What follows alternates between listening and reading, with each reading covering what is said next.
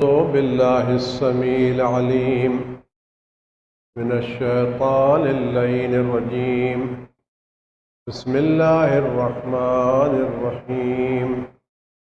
الحمد لله الذي لا يبلغ مدحته القائلون ولا يفقه المجتهدون، الذي لا يدركه بعد الهمم ولا يناله غوص الفطن جلت عظمته، والصلاة والسلام والتحية والإكرام على البشير النذير السراج المنير الطهر الطاهر الدر الفاخر العلم الظاهر المنصور المؤيد الرسول المسدد سيدنا ونبينا بالقاسم محمد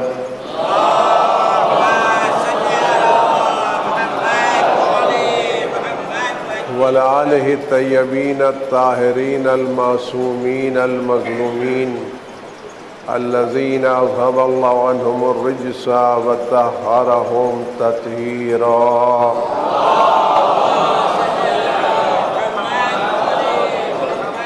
سيما على بقية الله في العالمين وخاتم أئمة المعصومين الكهف الحصين وغياث المستر المستكين ملجأ الهاربين وعصمة المعتصمين، أرواحنا وأرواح العالمين لتراه بمقدمه فداه، عجل الله تعالى فرجه الشريف، واللعنة الدائمة الباقية على أعدائهم وقتلتهم وغاصب حقوقهم والشاكين فيهم والمنحرفين عنهم أجمعين. أما بعد، يا عباد الله، أوصيكم ونفسي بتقوى الله. ألا وإن الدنيا قد أدبرت وعاونت ببداع، وأن الآخرة أقبلت وأشرفت باطلاع. ألا وإن اليوم المزمار وغدا السباق السبقة الجنة والغاية النار. أفل طائب من خطيته قبل منيته، العامل لنفسه قبل يوم بوسه. عزیزان گرامی، خداوند عزیز متعال پر ہم پر جو نعمتیں ہیں، ہم ان نعمتوں کو کسی بھی حق میں شمار نہیں کر سکتے. ہماری زندگی کا ایک ایک لمحہ اور ہمارے بدن کا ایک ایک رویہ خداوند عالم کی نعمتوں میں ڈوبا ہوا ہے. ہر لمحہ، ہر آن، ہر سیکنڈ، بلکہ مائکرو سیکنڈ خدا کی نعمتیں جو ہم پر نازل ہو رہی ہیں اور ہم خدا کی نعمتوں سے استفادہ کر رہے ہیں. خداوند عالم نے ہم کو جو نعمتیں دی ہیں، کچھ نعمتیں ہوئے جو خدا نے سب کو دی ہیں، جیسے زندگی سب کو دی، حیات سب کو دی، سورج سب کو دیا، چاند سب کو دیا، آواز سب کو دی. لیکن کچھ ایک نعمتیں ایسی ہیں جو سب سے بڑی نعمتیں ہیں اور اس سے بڑی کسی نعمت کا تصور نہیں ہے. وہ خداوند عالم نے سب سے عظیم نعمت اور سب سے بڑی نعمت ہم کو دی ہے، اور دنیا والوں کو اس عظیم نعمت سے محروم رکھا ہے. اگر اس نعمت کو بقیہ دوسری نعمتوں کے مقابلے پر ملایا جائے تو دنیا کی ساری نعمتیں مل کے بھی اس نعمت کا ایک حصہ بھی نہیں بن سکتی. خدا نے جو نعمت ہم کو دی ہے وہ اتنی بڑی ہے، اگر دنیا کی ساری نعمتیں الگ الگ رکھی جائیں اور اس کے مقابلے پر اس نعمت کو رکھا جائے تو وہ نعمتیں دنیا کی اس نعمت کے مقابلے پر 1% بھی اہمیت نہیں رکھتی. اور یہ وہ نعمت ہے جس سے بڑی کوئی نعمت خداوند عالم نے دنیا میں پیدا نہیں کی ہے. وہ نعمت ہے ولایت اہل بیت اطہار علیہم الصلاۃ والسلام.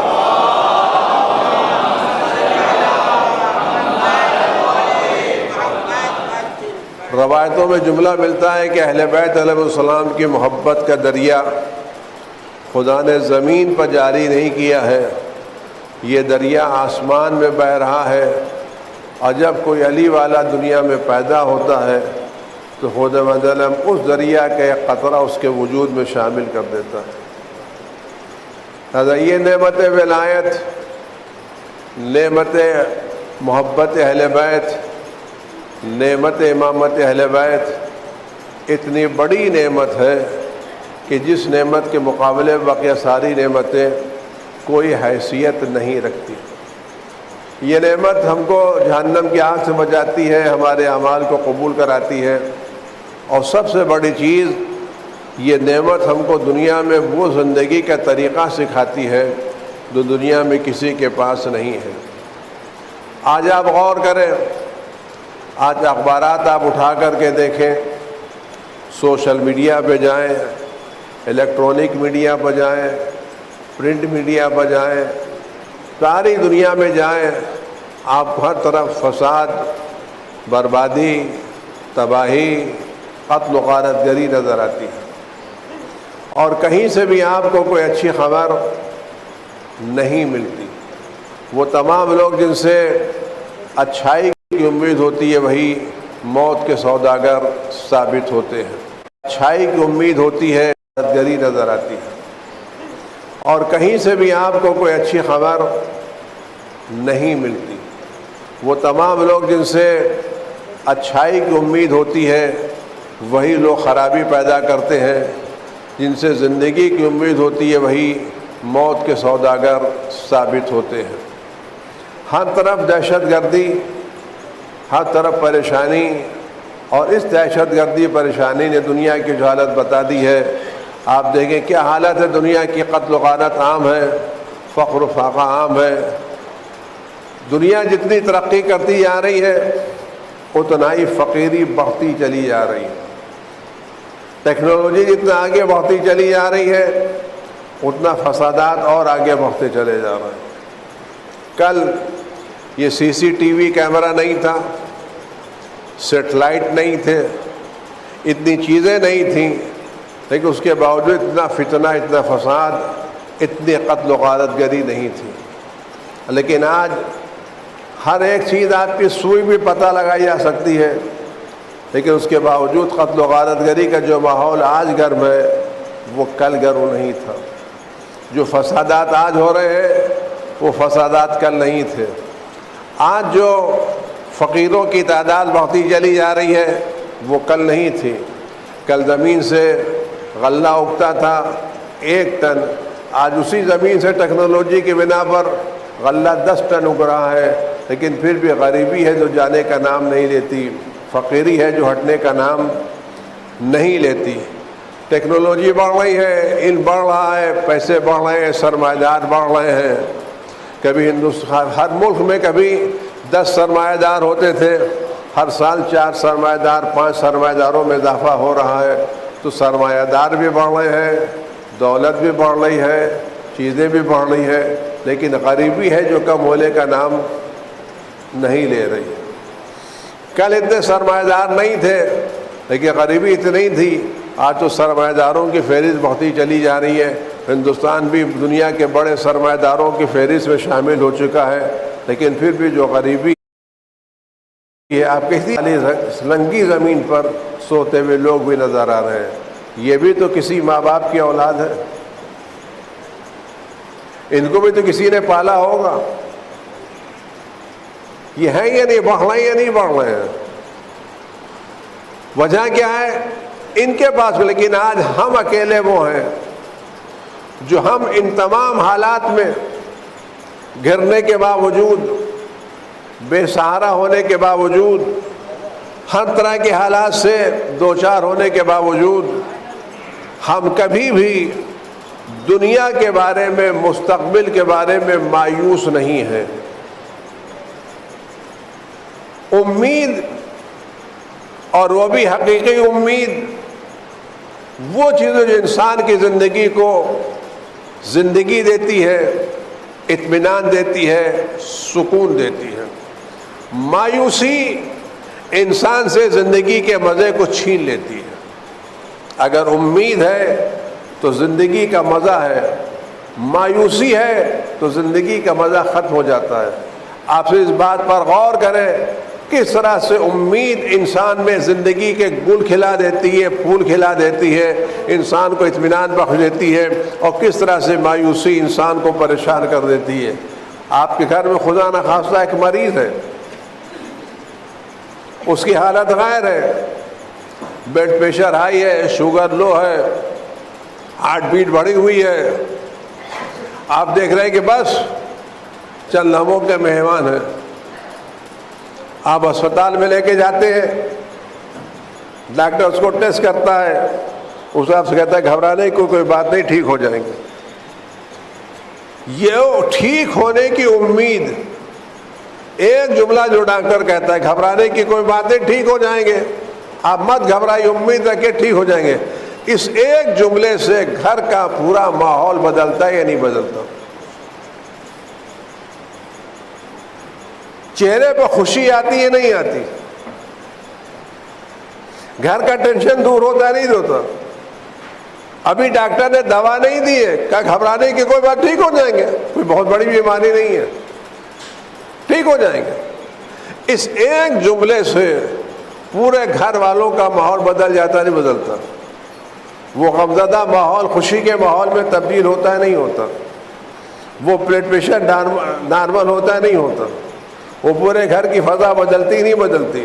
صرف اس بنا پر کہ میرا مریض تھی امید، اس کے برخلاف اگر آپ آ جائیے، آدمی ہٹا کٹا ہے، ٹھیک ٹھاک ہے، کہ چلو میں اسپتال میں دکھا لیتا ہوں، وہاں جاتا ہے، کہتا ہے ڈاکٹر دیکھتا ہے کہ بہت خطرناک ہے، وہ جتنے دن آپ دن سکے جی سکے، دو جملہ ڈاکٹر کہتا ہے پورے گھر کا ماحول خراب ہوتا نہیں ہوتا؟ جہاں ڈاکٹر کہتا ہے بچنے کی امید نہیں ہے، ادھر ڈاکٹر نے جملہ کہا، ادھر پورے گھر کا ماحول خراب، رشتہ دار کا یہاں فون ہو رہا ہے، بھائی کہہ رہے ڈاکٹر نے جواب دے دیا، ڈاکٹر نے جواب دے دیا، ڈاکٹر نے جواب دیا، آپ دعا کیجئے۔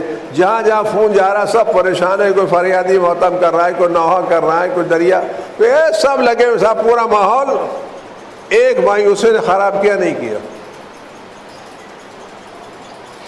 اس کے برخلاف سب لوگ نوحہ کر رہے ہیں، ماتم کر رہے ہیں، آوازیں نہیں بھی ڈاکٹر کا ٹھیک ہو گئے، کوئی خاص بات نہیں، سب ٹھیک ہو جائے گا، تو پورے گھر کا ماحول بدلتا ہے نہیں بدلتا؟ تو امید انسان کو زندگی دیتی ہے، مایوسی انسان سے زندگی کے مزے کو چھین لیتی ہے۔ زندگی انسان کو امید انسان کو زندگی دیتی ہے، اور مایوسی انسان سے زندگی کا مزہ چھین لیتی ہے۔ یہ اس وقت ہے جب ہمیں ڈاکٹر کے کہنے پر یقینی امید ہے، کہتا 70%، 80% ٹھیک ہو جائیں گے، 100% کی بات نہیں کرتا، پھر بھی 70-80% کی بات ہمارے گھر کے ماحول کو وقت لگے گا ٹھیک ہوگا، تو آپ کو کتنی امید ہوگی؟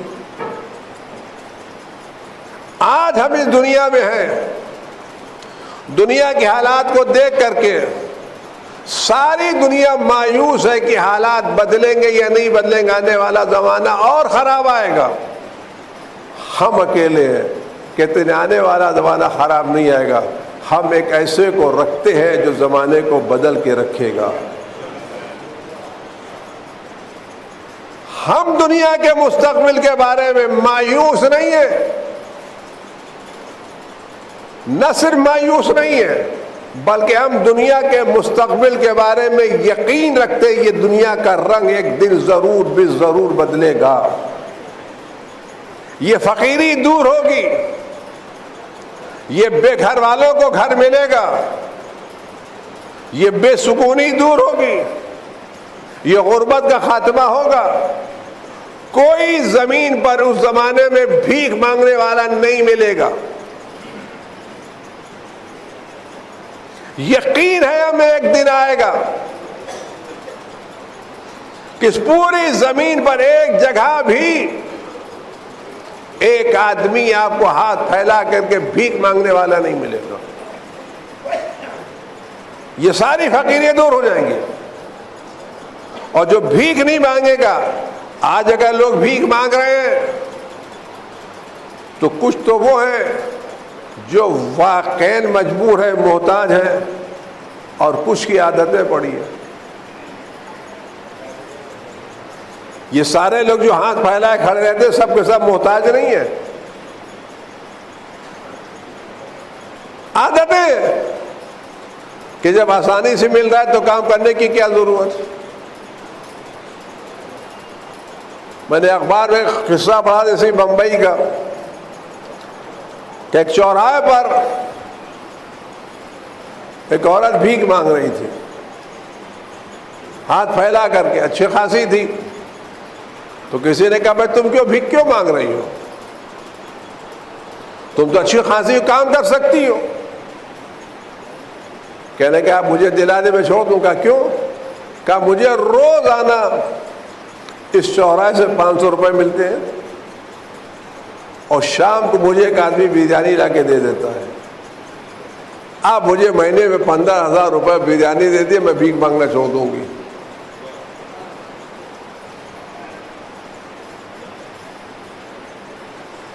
ایک مرتبہ میں نے اخبار میں پڑھا یہ جو سڑکوں کے اوپر،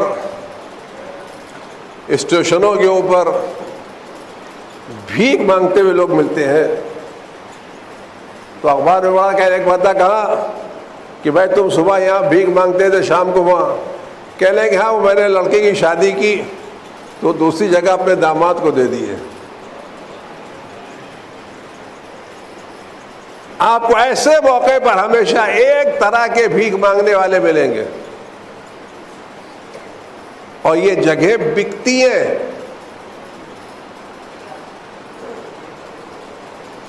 یہ بھیک مانگنے والوں کی جگہ بکتی ہے، لاکھوں میں بکتی ہیں۔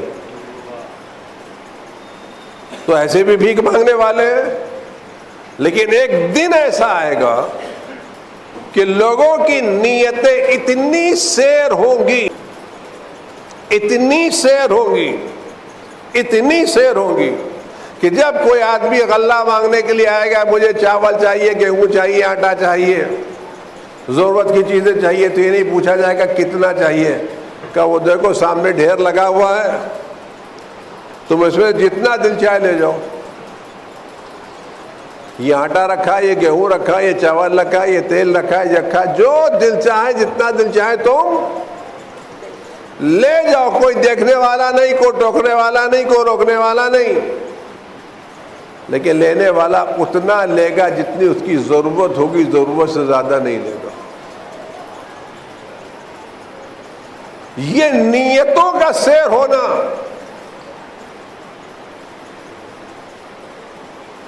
کہ آدمی زکوٰۃ فطرہ لے کر کے گاؤں گاؤں جا کے ٹہلے گا، آواز لگائے گا، کوئی ایک آدمی اس سے زکوٰۃ و فطرہ لینے والا نہیں کہ میں مستحق نہیں ہوں۔ تو دنیا کی حالت بقیہ سب کے لیے مایوس کن ہو، لیکن ہم دنیا کی حالت سے بالکل ہرگز مایوس نہیں ہیں۔ ہم یقین رکھتے ہیں کہ آنے والا آئے گا اور ہم میں سے آئے گا، ہمارے مذہب سے آئے گا، ہمارے دین سے آئے گا، ہمارا دین لائے گا، ہمارے اہل بیت کے خاندان سے ہوگا، ہمیں یقین ہے۔ لہذا ہم دنیا کی حالت سے بالکل ذرہ برابر مایوس نہیں ہیں۔ یہ بخار اترے گا، یہ دہشت گردی ختم ہوگی، یہ ظالموں کا قلع قمع ہوگا، کوئی ظالم دنیا میں باقی نہیں بچے گا، ساری حکومتیں ختم ہوں گی، ساری دنیا پر اللہ کی حکومت ہوگی۔ ان الارض للہ یورثها من یشاء، یہ پوری زمین اس خطے سے لے کے اس حد تک، مشرق مغرب شمال جنوب ایسٹ ویسٹ نارتھ ساؤتھ، یہ پوری زمین اللہ کی ہے۔ اس زمین کا مالک اللہ. اس زمین پر ایک رویا اگ رہا ہے، دانا اگ رہا ہے تو اللہ کی بنا پر. ایک بارش کا قطرہ گر رہا ہے تو اللہ کی بنا پر. ایک پتا ہل رہا ہے تو اللہ کی بنا پر. اللہ نے زمین کو چھوڑا نہیں ہے.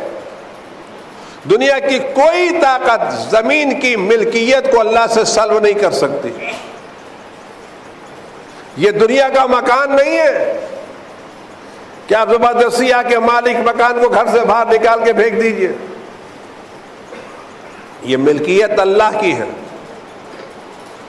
دنیا کی کوئی طاقت، ساری طاقتیں مل کے بھی اللہ سے اس کی ملکیت کو سلب نہیں کر سکتی. لیکن یہ زمین ملکیت اللہ کی ہے، اور اللہ اس زمین میں جس کو چاہے گا اپنا مالک مختار قرار دے گا. ان الارض للہ یورثها من یشاء. زمین اللہ کی ہے، وہ جس کو چاہے کہ زمین کا وارث و مالک قرار دے گا، اور بنائے گا ایک دن. اور جس کو بنائے گا اس کو ذخیرہ کر کے رکھا ہے، اس کو تلاش کر کے رکھا ہے، اس کو حفاظت کے ساتھ رکھا ہے. لہذا ہم کسی بھی صورت میں دنیا کی چیز سے مایوس نہیں ہیں. لیکن اگر ہماری ذمہ داری کیا ہے؟ کبھی آدمی کسی پہ بھروسے ہو کر کے بیٹھ جاتا ہے اور کبھی محنت کرتا ہے. ایک آدمی، ایک لڑکا اسکول میں پڑھ رہا ہے، اس کے حالات کو دیکھ کے اس کے ٹیچر کہتے ہیں تم پاس ہو جاؤ گے. تو کیا اس کہنے کے بنا پر ٹیچر کہتے ہیں پاس ہو جائیں گے، اس لڑکے کو پڑھنا چھوڑ دینا چاہیے؟ پڑھائی کو طلاق دے دینا چاہیے، یا اور زیادہ محنت کرنا چاہیے؟ میرے ٹیچر نے کہا تم پاس ہو، مجھے پڑھنے کی کیا ضرورت؟ ٹیچر نے کہا پاس ہو جاؤ گے جب تم پڑھو گے. تو ٹیچر کی گارنٹی کے بعد سے لڑکے کی پڑھائی کی ذمہ داری تمام نہیں ہوتی. خدا نے وعدہ کیا ہم زمین کو عدل انصاف سے بھریں گے، لیکن ہماری ذمہ داری ختم نہیں ہوتی کہ ہم ہاتھ پہ ہاتھ دھرے بیٹھے رہے. ہمیں محنت کرنا چاہیے، ہمیں کوشش کرنا چاہیے. حضرت امام جعفر صادق علیہ الصلوۃ والسلام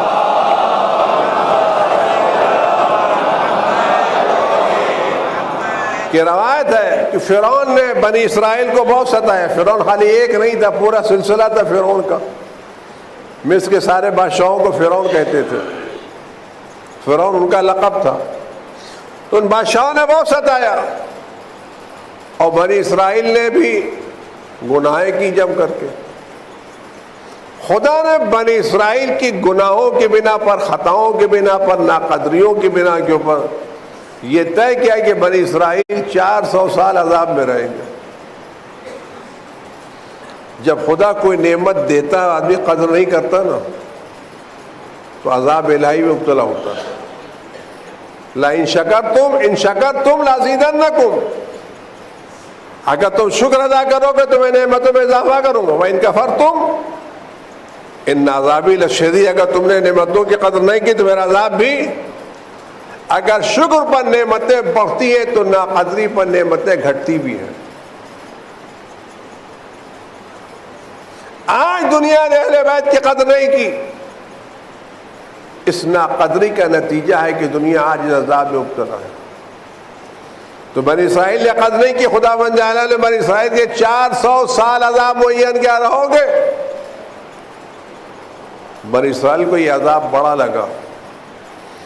بنی اسرائیل نے دعائیں کی، گر گڑائے، اللہ کی بارگاہ میں ہاتھ پھیلائے، اپنے لائف اسٹائل کو تبدیل کیا. اتنی دعا مانگی، اتنا دعا مانگی، خدا بند عالم نے ان دعا کی بنا پر بنی اسرائیل سے 100 سال کے عذاب میں 150 سال کی کمی کر دی، اور جناب موسیٰ کو 150 سال پہلے بھیج دیا. اگر یہ دعا نہ کرتے تو 400 سال. تو امام فرماتے ہیں کہ اللہ نے تمہارے امام کے لیے ایسے ظہور کا وقت معین کیا ہے اگر تم گڑ گڑا کر کے دعا کرو گے، دل کی گہرائیوں سے دعا کرو گے، ہر صبح و شام دعا کرو گے، اٹھتے بیٹھتے دعا کرو گے، ہر جگہ جا کے دعا کرو گے، تو خدا بھی تمہارے امام کے ظہور میں جلدی کر دے گا۔ اگر ہم ان حالات سے جوجھ رہے ہیں تو ہمیں دعا ایسی کرنا چاہیے جیسا کوئی ڈوبتا ہوا دعا کر رہا ہے۔ جو دعا دل سے نکلتی وہ اثر رکھتی ہے، جو خالی اوپر کی زبان سے نکلتی اس کا جب ہم خود دعا مانگنے میں سنجیدہ نہیں تو خدا دعا قبول کیوں کرے بھائی؟ ہم حضرت کے ظہور کے سب سے پہلے ہماری ذمہ داری ہے کہ ہم اپنے وجود میں محسوس کریں ہم کسی نعمت سے محروم ہیں۔ جب تک ہم کو امام کی عدم میں موجودگی کا احساس نہیں ہوگا، وہ بچہ جو گھر میں اپنے باپ کی عدم میں موجودگی کا احساس نہیں کرتا، وہ کبھی باپ کے آنے کے انتظار میں نہیں کرتا۔ لیکن وہ بچہ جس سے باپ سے محبت ہوتی ہے اور جو باپ کے آنے کے انتظار کرتا ہے، وہ گھڑی دیکھتا ہے 10 بجے ابھی ڈیڈی نہیں آئے، 11 بجے ڈیڈی نہیں آئے، ممی فون کرے ڈیڈی کہاں، کب آ رہے ہیں؟ کیوں؟ وہ کمی کو محسوس کر رہا ہے۔ دوسرا بچہ کمپیوٹر بیٹھا ہوا کھیل رہا ہے، ڈیڈی آئے یا نہیں آئے، 12 بجے 1 بجے اس کو کچھ پرواہ نہیں ہے، وہ اپنے کمپیوٹر مصروف ہے۔ تو کس کو اپنے ڈیڈی؟ آیا ہم ان بچوں کی طرح سے جو کمپیوٹر پر مصروف ہیں امام آئیں یا نہ آئیں، یا ان بچوں کی طرح سے جو اپنے امام کی کمی کو محسوس کر رہے ہیں؟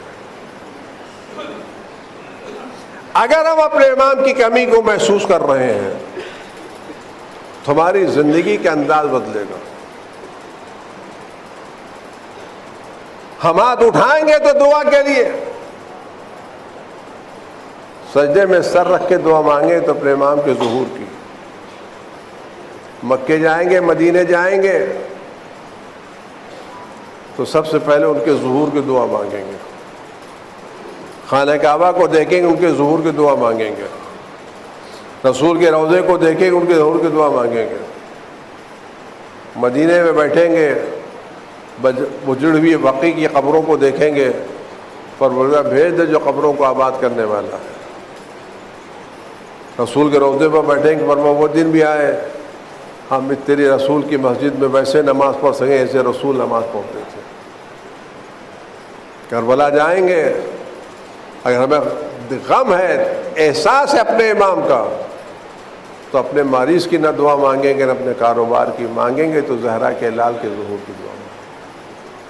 پروردگار میرا کاروبار کیا، میری حیثیت کیا، میرا وجود کیا، میری زندگی کیا، میرے بچے کیا، میری اولاد کیا، میری صحت کیا، میری عبادت کیا، کچھ نہیں پروردگار، میں صرف کربلا آیا ہوں اس لیے کہ ذریعہ پکڑ کر کے زہرا کے لال کے ظہور کی دعا کر سکوں۔